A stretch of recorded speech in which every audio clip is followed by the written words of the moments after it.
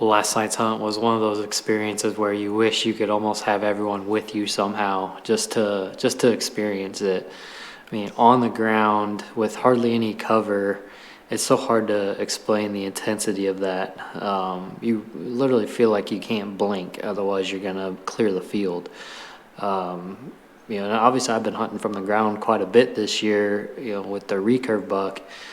But at least I had some good cedar cover and all that you feel a little bit more covered up. But I had zero intentions of hunting on the ground on this hunt.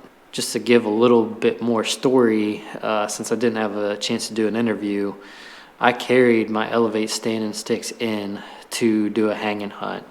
But I got to the base of the tree that I was going to try to hang in, and I looked over to my left, and I could see that big mature eight. The first deer I filmed, he was already moving towards the field, and I could see a whole bunch more deer just milling around. They were bedded all within 50 to 100 yards of that field.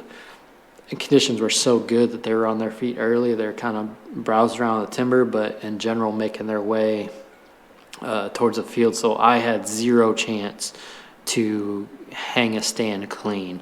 So I had two options. So I either could take my chance and scare those deer, spook those deer by just going up the tree.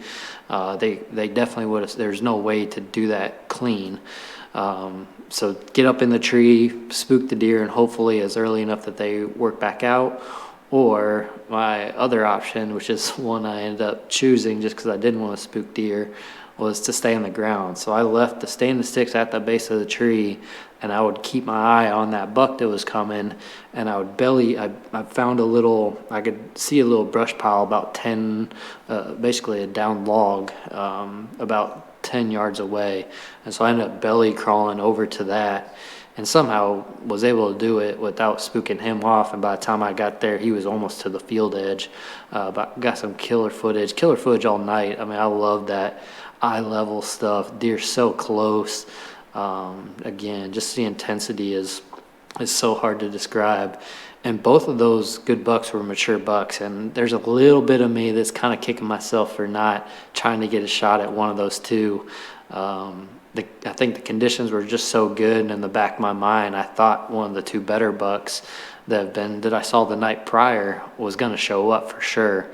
And this is kind of an interesting thing that I've seen before, maybe complete coincidence, but in times where I have multiple shooters using multiple mature deer, I should say, using a certain field, very often they don't use it on the same night. So obviously just last night, 2 nights ago, I saw that big 9 and then the 10 that we call Happy.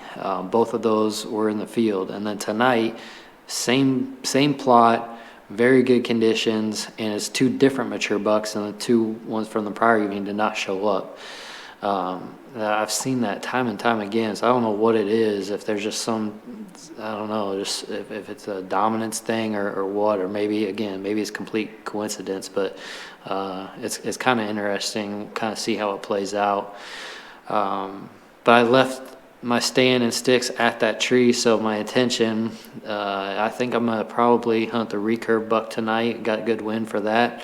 But when I get back over to that property on a north or a west wind, I'm going to try to get in early enough to get in that tree, and hopefully get in clean without deer spooking, because it's the furthest tree out into the field to hopefully get these deer in bow range. It's a big plot, and that's probably my biggest challenge right now is getting them in bow range. But man, what an unbelievable hunt.